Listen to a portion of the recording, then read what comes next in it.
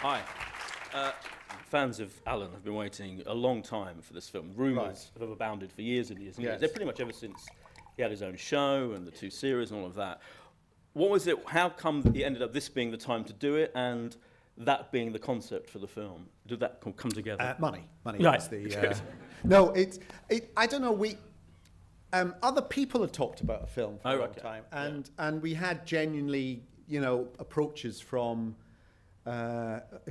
bizarre Hollywood kind of companies, and I remember Steve telling me a story about how when we were getting a bit more serious about the film, he went out to America and he had a meeting with, I think it was DreamWorks actually, who are pretty good, and explained the whole Alan Partridge thing to them. And the guy just went, I see Alan as a sort of guy who has a small tea shop in a little village, and maybe there's a girl that comes in and catches his eye, and then the tea shop's in trouble. There's just no understanding of the 20. I mean, I don't want to diss Spielberg. That was Spielberg. That was. And so other people had kind of, and we'd always felt, no, it doesn't feel right, and it doesn't feel. We didn't want to do Alan Goes to Hollywood and Alan in Space and all that sort of thing. So but we didn't really know what we wanted to do with it. We thought if we had the right idea and right thought, then we'd love to make a film, but it has to feel right. And after I'm Alan Partridge season 2, there was a bit of a lull with Partridge, and then we got the offer to do the Mid-Morning Matters, which were just little things started off on YouTube, and then were repackaged and went on the TV, and actually we really enjoyed it, and we enjoyed. It almost felt like we were starting again with Alan, and we thought, even though it's a little internet thing and it's just going to be a small audience, we still wanted to work really hard at it and be pleased with it, and it just made us laugh, and we'd forgotten how much Alan actually does make us laugh. I mean, it's the only thing I do happily watch Alan back and just giggle because I just always, and every day we work on Alan, there's always a moment where we're just on the floor laughing, and that made us feel a bit more enthusiastic about it. But also the fact that the Mid-Morning Matter seemed to engage with the old Alan Partridge audience, and yet also, I was suddenly cool in my son's eyes because I was making stuff for YouTube. Right. It's like, forget the television stuff. That's so 2002. And so we felt, there's a new audience and there's the old audience. So now felt the time to do the film. And you've got the Gibbons brothers, haven't you? The writers. Yes, Rob and Neil. So how did they get involved in writing for Steve and you? And they sent some just stuff on spec to Baby Cow, Steve's company, and Steve was still doing Alan in sort of charity events and live and his stage show and stuff. And he asked them to help write it. And the thing about them is they got it absolutely right. We do get lots of people writing in their version of Alan. Yeah. And, some of it can be really funny, but it tends to be Alan turned up. All the bits you like about Alan magnified 100-fold. Yeah. Whereas the Gibbons brothers seem to get it absolutely pitch perfect. And so when we were doing Mid-Morning Matters, we got them really fully on board. And it worked really well, just the 4 of us working together. And having watched the DVD of Mid-Morning Matters repeatedly, with the outtakes, for example, one of my favourite things. Oh, right, okay. Where it's quite clear that Steve is having a brilliant time doing it. You see him laughing, like you don't really see Steve Coogan in that kind of incredibly carefree way. Well, we don't. Those of us don't know. But he carefully cultivates this persona of himself, Steve Coogan, in capital letters, as being a bit kind of mysterious and grumpy. Yes. Whereas he's not. Yeah. He's just... it makes him laugh, and that's why he comes back to Alan again and again, because actually it's just a funny thing to do. And you said in a way that he's been toned down a little bit, it feels like, from Mid-Morning Matters, from the BBC series to the film. How can you say how the characters developed? I think he's relaxed. I think, early Alan is, I can't believe I'm just analysing. Early, mid and late period Early, Alan. mid, late period Alan and post-Renaissance Alan. Yeah. Pre-office Alan and post-office Alan. Early Alan, I think, was very nervous energy. Yeah. He had ambition. and he was continually frustrated by his circumstances and by his ability, and wanted to be on the national stage. I think late Alan is more comfortable in his own skin, you know, and is quite happy being not a big fish in a small pond, but a medium sprat in a fish farm, a local fish farm. Right. You know, he's kind of more comfortable there, and he's kind of grown comfortable in what he's wearing. He's tried to dress a little bit younger. I mean, he's now 55, but he's got that kind of Top Gear presenter from 2005, kind of, you know, the hair's a bit, and I think he just feels a little bit more relaxed, and he likes to think that his own attitude, he knows a few gay people. He's not bothered by, you know, I think he feels that he just doesn't want them in his back garden, but he just, do you know what I mean? It's just, I think he thinks personally he feels a little bit more at ease with himself. And so you mentioned before, there's almost like a parallel with the Tories, isn't there, with David Cameron and all of that. I don't want to push it too far, but there's like they're comfortable. Yeah, don't push it too far. No. There isn't some recurring underlying right-wing agenda behind Alan Partridge. I just want to make that absolutely clear. Absolutely. Cameron is a shit.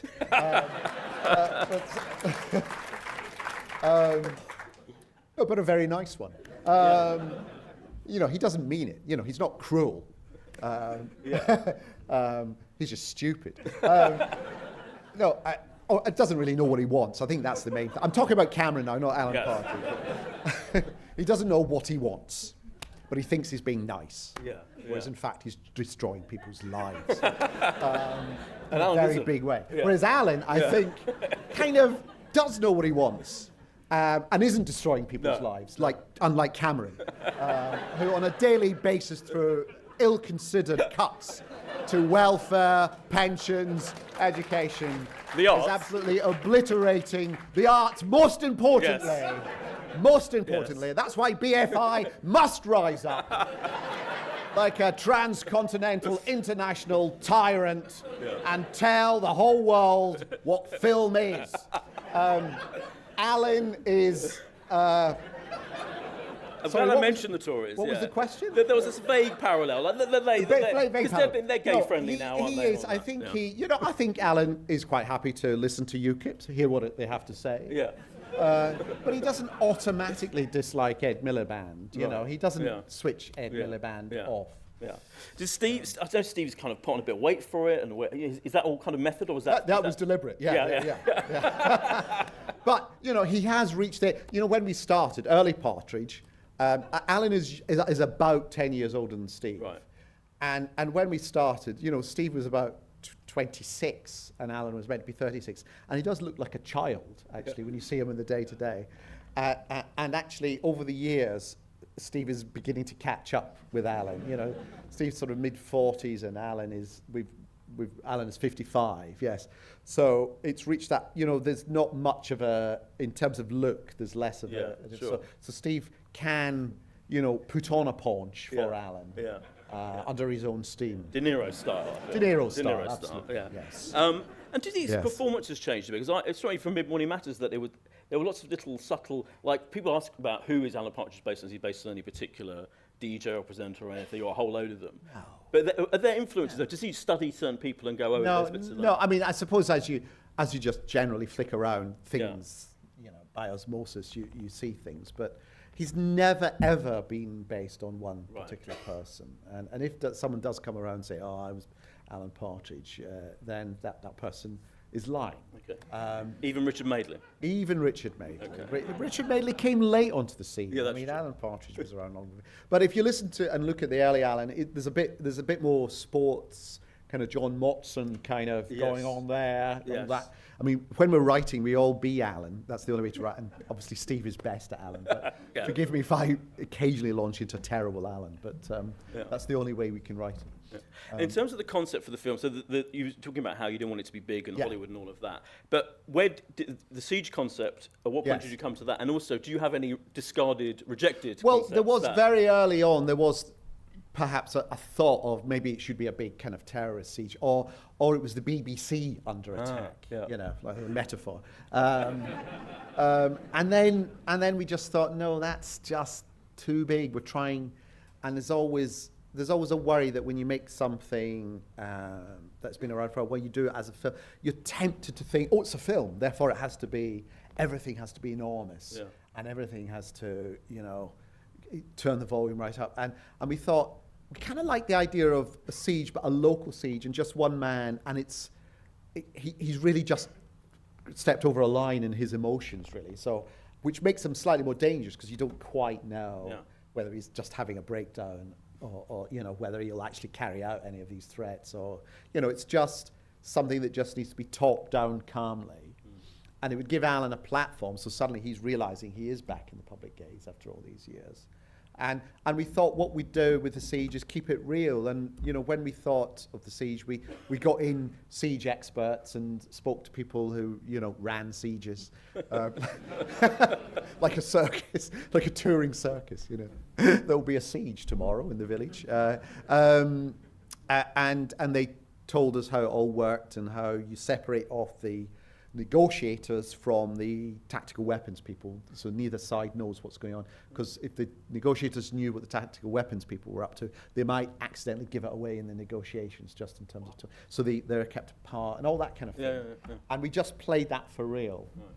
And what were some of the ideas that were rejected? Did you have any specific kind of work, you know, in the bit, or this is the one? Early on, we had this idea, perhaps Alan going on just doing some entertainment on a cruise that we're down. I think at one point we thought he might accidentally head up as the head of light entertainment in the United Arab Emirates, because he'd slightly bigged up his role at the BBC, and no one quite checked before he knows that he's running entertainment in the United Arab badly, and is getting worried that actually he might be fine. But in the end, we just thought, just keep it down, keep it light, as Pat says.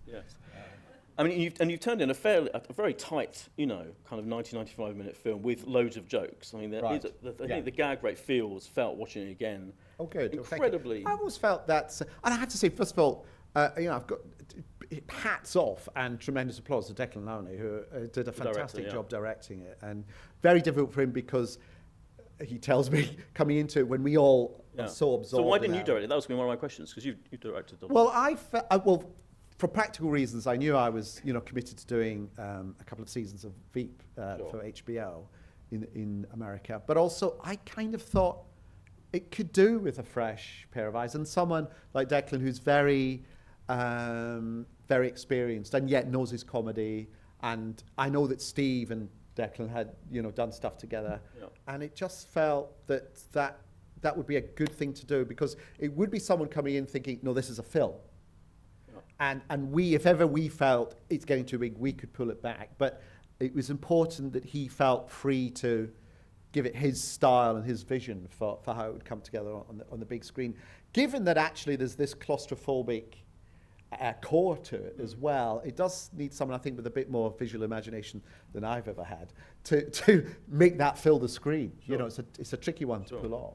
A lot of comedies now, particularly Hollywood comedies, feel very heavily improvised, and they go on for hours and hours. You know, 2.5 hours. Were you aware of making it tighter than that? I'm so glad it came in at 1 hour 30 minutes, because I just feel 90 minutes is the right length for a comedy. Absolutely. And I've seen so many comedies that are 2 hours 10 minutes, and for the last 25 minutes they're sort of dealing with a love interest. Yeah, absolutely. And they've forgotten about the jokes, and I just... And was it hard to get it down to that length? What was was the first edit kind of longer than that? Well, the first assembly, I mean, there was loads more stuff shot, because obviously you try everything out and see what happens, and, you know, I think the first cut was something like 2.5 hours.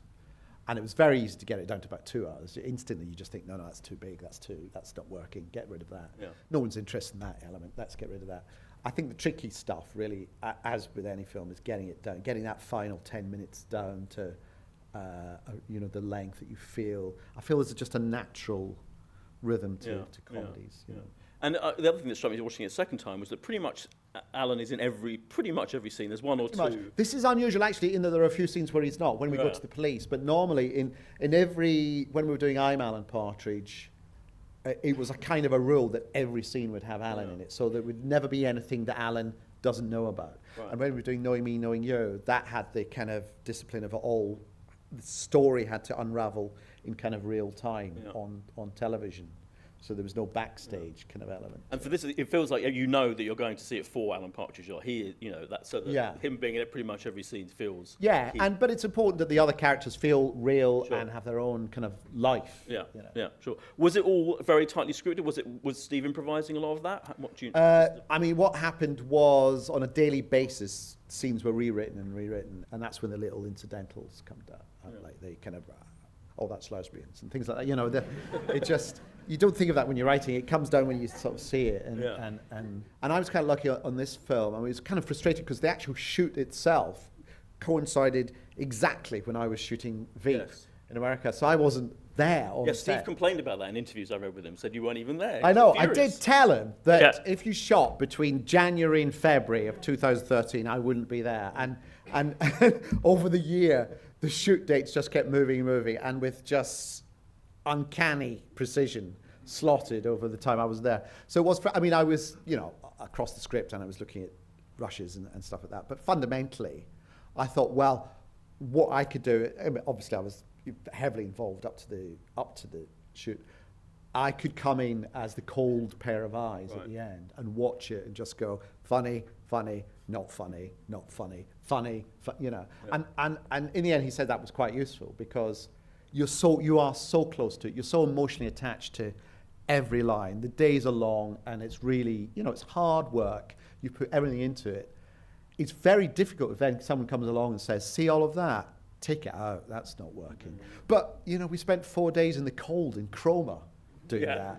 Why, and so he found it useful that I was able to come in and say, "Okay, this is this whole storyline we don't need. Let's get to that bit sooner. Let's get to that." So you can think of one or two things. I mean, I'll throw it open to the audience in a minute, by the way. So any questions, be thinking of that now. Including general knowledge. Yeah, general knowledge. Yeah. Anything. Armando will answer. Any juicy bits that you took out then? And what kind of thing? You said whole storylines almost. Anything you can think of? Oh, well, there was a big storyline about Gordale Media that I thought actually in the end no one would be interested in. There was a slightly longer love interest thing, and I sort of actually. I know people like seeing deleted scenes or like knowing what the longer version is, but I kind of feel I would prefer people to just see the film as that, because that's the film we wanted, and it's, all the hard graft that goes into it, it's not really for you to see. It's sort of, this is the thing we want you to see. Well, I know you're a big Woody Allen fan, as am I. Yeah. He's never done any DVD extras or anything. No, you never expect any of that. And I think it's because, once you get to that point and you think, good, we're happy with this, why do you then want to go back and say, here's the stuff that never quite made it? And it takes some of the magic away as well. Yeah. I remember seeing a longer version of Lord of the Rings, and I just thought, if it's possible to get a longer version. That's not a where there was sort of comedy scenes in it and stuff like that, and you just thought, really? That terrible. Yeah, some of those were in The Hobbit, I think. Well, they just went straight into them. Yeah, a lot of comedy in The Hobbit. Okay, well let's throw it open to the audience. I think hopefully there are microphones of some kind, maybe. With the history of Alan Partridge, you must have had a lot of, I don't know, did you have any sort of celebrity fans begging to be in the movie? Begging to be in the movie. Well, Ben Stiller offered to direct it if no one else would. That's in America. There's in the sort of the comedy fraternity in America, Alan is big. I don't think anyone else knows who Alan is in America, but the sort of comedians there know it. Actually, no, I think so the true Alan fans, if they are celebrities, will know that it would completely destroy the whole ethos of Alan if they appeared in it. You know what I mean? It sort of starts making it slightly. There was a rumor going around that one of the Spice Girls was going to be in it at one point. Oh no! I forget which one, but Pushy Spice. But I don't know where that came from. Yeah. Probably from Heat magazine, I imagine. Yeah. Alpha Papa was an interesting title. How did you come upon that title, and was there any other names for the films that you rejected? Well, there was Hectic Danger J, the Norfolk Fracture, Gunbird, Colossal Velocity. But we kind of felt Alpha Papa gave us the AP. It's police, for AP. But also Alpha Papa is probably how Alan sees himself in his own head. That was it, really. That was it. Prior to that, it was the Alan Partridge movie, and we just hated that as a title. So we thought we've got to call it something, because before you know it, that's what it will be called. Alan's been on now radio, TV, in print, on YouTube, and now in film. Where do you see the character going from here? I think owning a national newspaper. I think he'd love... People think he'd love to edit the Daily Mail, but I think actually he'd love to own The Guardian. Just so he could turn it around.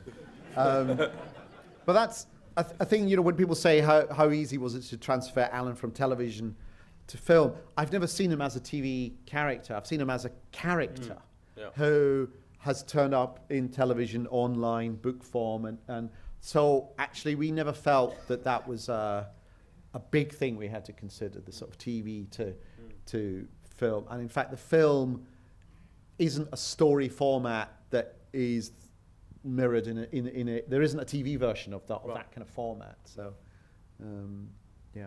Thank you. Yeah, you've given Alan a happy ending there. That's the first time he's had one, so to speak.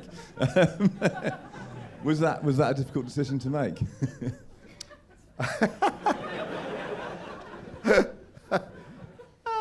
No, I mean, I kind of want Alan to be happy. I mean,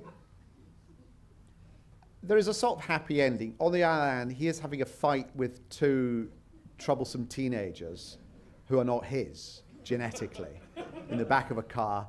And he's got a big boat, which he must have paid a lot of money for, or owes money for. So you never know, that boat could come back to bite him. I'm not saying Alpha Papa 2 is going to be about how he raises money to pay for a boat. And his best friend's lost at sea, of course. And his best friend's lost at sea, I'm not saying Alpha Papa 2 is all about Michael in some kind of underwater adventure where he's befriended by, cockles and mussels and things like that. The search for Michael. Ever since the Kate Bush medley in Knowing Me, Knowing You, tonight there were some very inspired music choices.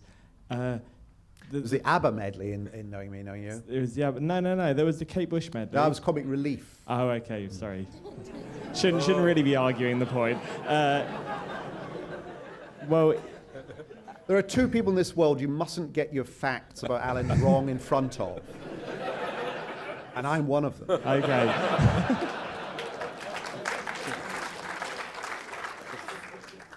Who is the driving force behind all these musical choices for Alan as a character? Well, no, it's been a long-running been a long-running thing, because we did Mid-Morning Matters. We always kind of are thinking, what's Alan playing? And his taste seems to have permeated around sort of mid-90s. But also there's elements of the music that Steve and I grew up with, which is why your Mike Oldfield and your Sparks and your Fleetwood Mac and all that kind of crop up.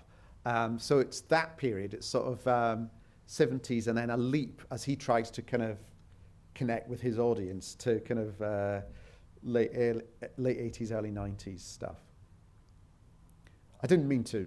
I was just cheaply using you as a joke there. Sorry, I didn't mean to kind of give you a bad time there. Hi. Oh, hi. In Alpha Papa 2, yeah, are we going to see a return of Sonia? Please. Yeah, what happened to Sonia? What happened to Sonia? I think she just had to go back. Can she... to Ukraine? Sorry? To Ukraine? To the Ukraine. Yeah, very well done. I think you should bring her back. Okay.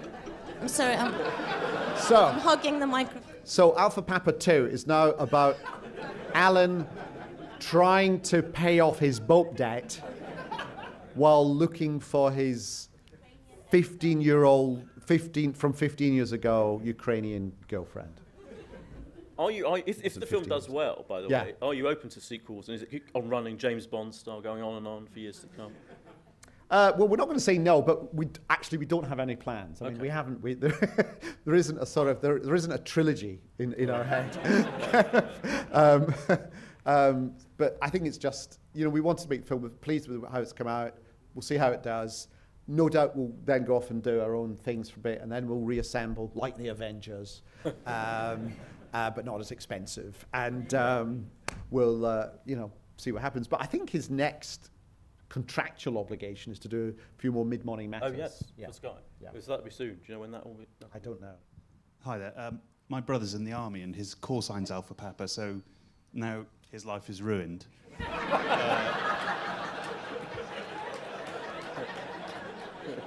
If you can imagine... Not as ruined as I saw a long letter in the New Statesman a couple of years back. It was a long letter about Britain's foreign policy, its attitude to Europe in particular, with a very, cogently argued, intelligently argued set of suggestions as how to Britain could come to some accommodation with Europe over the euro and Cyprus and so on. And it ended, yours sincerely, Alan Partridge, Hertfordshire. And I just thought, well, I don't take anything of what you've just said seriously now. So anyway, go on. So the question was, you've been working in the US with Veep. How the hell are you going to market Alpha Papa to the Americans? Well, the honest answer to this, I've no idea, because this is, as I said right at the beginning of the film, this is really a film for you. It's for the UK audience. I've no idea beyond these shows how it will be received. That's not part of the. Obviously, it'd be great if it, But I imagine in the US it will appear in small indie art house cinemas along with your Fellinis and your Rashomons and so on. I can't see it being kind of what do they call it? Tentpole marketing in America, along with your Sandra Bullocks and your Apatows. So I don't know. I've no idea. I'd almost would like to sit in on a test screening in America to see what the hell they make of him, because, and we made absolutely no Alan is sacked, not fired like you say in America. He is sacked. We made absolutely no concessions to. They probably wouldn't get the Trisha joke, I doubt. I think there are quite a few more kind of jokes they would. Was that the real drummer from Brilliant? I'm not a fan myself. Great question. No, it wasn't. No. We thought it was just funny that this guy said he was the... And then at the end, actually, very late on, just as we were about to kind of lock the edit, a lawyer said we do have to get Marillion's permission. I said, why? And the bit about the card at the end, Marillion, and have got sold 15 million. Why? We're not we're not maligning Marillion. In fact, we're enhancing their image. We're actually talking about their... And they say, no, it's nothing to do with that. It's just an insurance thing. It's just anything is referenced and so on. You have to get permission. And unless we do this, if there's a claim about something else, we won't be covered because we haven't covered everything. So we do have to get permission. We rang Marillion up and they said, yeah, fine, that's great. Super. But it's not the drummer from Marillion. What's your favourite Alan Partridge moment that you've written that makes you laugh more than anything else, if you can have one? I think it is him presenting the Fireplace Awards in the second series of Armando, having just put his foot through a spike, climbing over a fence. He's dripping with blood. He's in agony. He's on some sort of cocktail of painkillers. He's lost a lot of blood, and he still has to go ahead with this presentation, this corporate presentation, in which he just ends up just pushing buttons that send glitter coming down. That makes me laugh enormously. Well, I don't regularly get it out and put it on, but whenever these things are on, I kind of loop on like Dave and Gold and so occasionally you see them on, and it's been such a long time since they were made that I've genuinely forgotten what happens next. And when I saw it again, I just thought, that's really good. That's really funny. What about Dan? Oh, Dan is another one. Yeah. Dan is... there's more than one funny bit in the whole of Alan Partridge. She asked what my favourite was. Not can you tell me a funny thing from Alan? I'd like to think over 22 years, there's more than one bit of Alan Partridge that's funny. Otherwise, why the hell did we go and have the audacity to make a film about it? Yeah. But yes, no, granted, yes. Dan, that also is funny. Yeah. It did strike me, that bit in the film where he's clicking through the channels is a similar moment. There's a few moments. Oh yeah, when it's just gone too long. It just goes too long, yes. And then starts being Inception. Yes, I do like the Inception. Thank you. I was just wondering if you find it difficult to keep the universe in check, kind of thing. You have so many. It's a very rich universe, many characters. It's fleshed. This is a question for Peter Capaldi, I think. The Partridge universe. Keep it in check. Keep it in check. Do you have to ever have to retroactively fix the continuity or cross the streams? Or rectify the stream. Well, I know that's an interesting point because he has evolved over the years and he has got much more realistic over the years. I mean, if you go to early Alan Partridge, I mean, in On the Hour, he actually talks about his wife rising from the dead, Chris Morris. So that would never happen in late. So there is a bit of slight airbrushing of the early, and even on, I think, the day-to-day, it's quite surreal, some of the stuff he does. And it's really, I think, what we try and keep in check is really the universe from I'm Alan Partridge. Maybe the shooting of the guy on Knowing Me, Knowing You, and then hitting the head of Chief Commissioning Entertainment Commissioner of BBC Television, hitting him in the face with a turkey on his face. From that point onwards, we've tried to keep everything in place, as it were. I did notice that it's funny you mentioned the foot spike and Thank you very much. The Dan episode. Yeah. Is that the owner of Sexton's Garden Centre that is now running Gordial Media? No, that is. Hang on. The guy who's running Gordial Media there is played by Nigel Lindsay, who also is the SAS guy in Mid Morning Matters. Thank you very much. Thank you. This is like a Comic-Con kind of convention kind of thing. Having worked in light entertainment and a certain car show, Alan Partridge's kind of off-screen moments is terrifyingly familiar. Do you bug green rooms and makeup rooms to get that kind of dialogue? I don't know. I mean, I know nothing about cars. It's kind of strange. I mean, obviously Steve knows a lot, so all the car stuff really is from him. And Rob and Neil know a little bit about cars, but I know nothing. So I feel I'm kind of... And Steve knows nothing about sport, which is funny because that was what made Alan such a good, funny sports commentator in the early days, because he literally is making it up as he goes along. It's helpful not knowing, all the rules. Also the kind of ego madness I find fascinating with that. Where do you get that from? From Mad Egos? I don't know. I mean, it's just... we see these people all the time, and if you work in television, you kind of... It's always the ones I always find really brilliant people are no trouble at all to work with. It's people who are quite good that actually are a lot of trouble to work with. It's almost like they're filling up by just trying to draw attention to themselves by other means, Whereas the really, really truly brilliant people are actually great. That's why, Peter Capaldi is wonderful. It's great working with Steve. I work with Julia Louis-Dreyfus on Veep, and she's amazing. Absolutely just professional, just want to do a funny thing, really.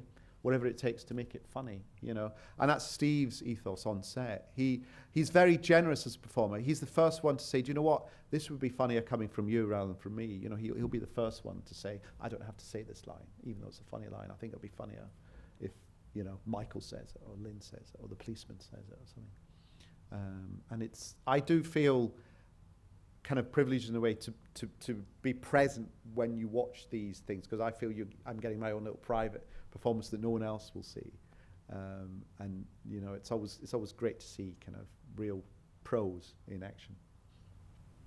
Thank you. I think for us, probably he's like the funniest character for me, is like the funniest character in my lifetime. Does it feel that way? I mean, you've co-created him. Do you ever feel like in that way? Yeah, I'm kind of responsible for this I kind of iconic figure. And it amazes. I sort of feel he exists independently. Do you know what I mean?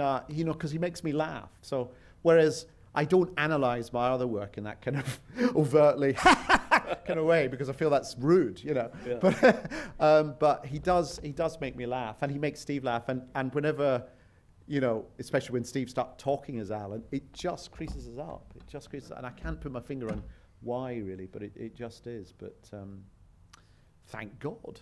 Thank God. Thank God. And thanks for being here. Thanks for the Pleasure. film. Thank you very much. Thank you Thank all you. for coming. Thank you. Thank you.